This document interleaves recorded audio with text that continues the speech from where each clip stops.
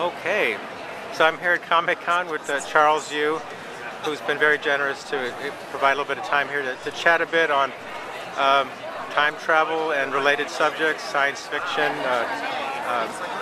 I was just saying that I wanted to talk a little bit about how your characters, I haven't read all of this, every single short story, but for the majority it seems to me they're all misfits or characters seeking connection, and they kind of can't quite get to it, or they're reaching, they're trying. Right.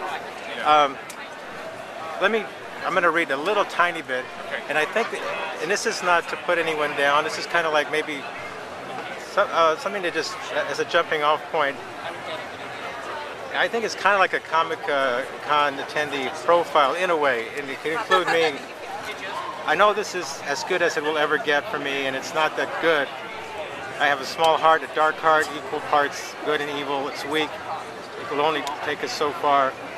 But for now, it propels me higher and higher. And I'm paraphrasing. I kind of butchered that. No. But I wonder if you wanted to maybe speak to that, where people come to Comic-Con and they treat it like they're going to Disneyland, which there's nothing wrong with that. Yeah. But I'll let you chat about that a little bit.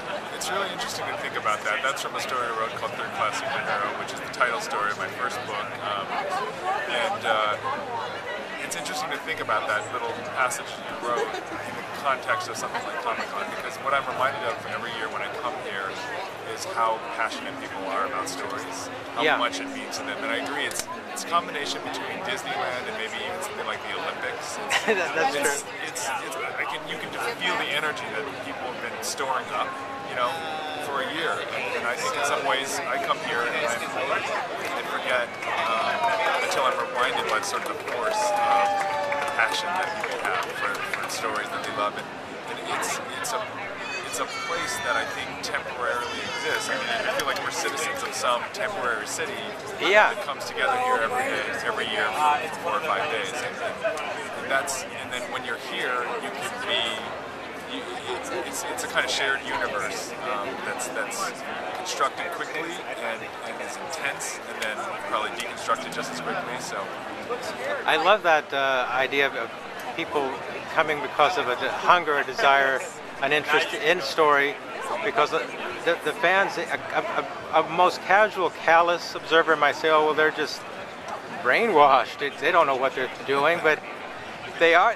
It's very articulate thoughts, very specific ideas that they're pursuing in stories. So absolutely, real fans for sure. Yeah.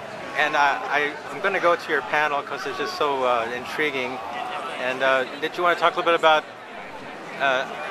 One of my questions was time travel. Do you think that the ideal main character is somebody who's really always out of his depth, isn't really up to the task? Do you think that's the ideal character? Or That might be my ideal character. I'm not sure it's the ideal character. I'm still hoping to write a story someday that has kind of a hero that isn't necessarily, out of his depth or her depth, but that's sort of the archetype. That's certainly one archetype. That's the one that I identify the most. I think is the outsider, and the one who is not your sort of prototypical hero material, but who has to grow into that. Well, I kind of think that really it kind of speaks to everyone. It speaks to, you could say, the 99%, because we're all maybe in the worst scenario, we're all part of some big system. We're all just little cogs in a big system. So.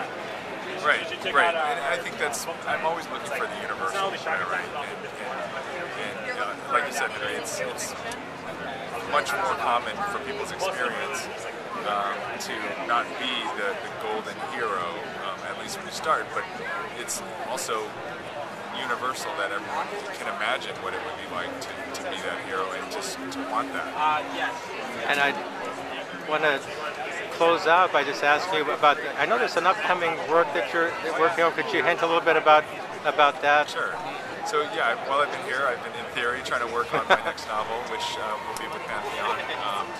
And it's called The Book of Wishing, and it is, again, about striving and reaching. And in this case, it's about immigrants who are coming from Taiwan who are looking for a mythical land called America, which may or may not exist. So it's about their kind of journey to a land that they have heard about and seen in but the actual place they land may or may not be this America place. Wow, that's very cool, very intriguing. So, Well, I'll leave it there. Thanks so much, Charles. thank you.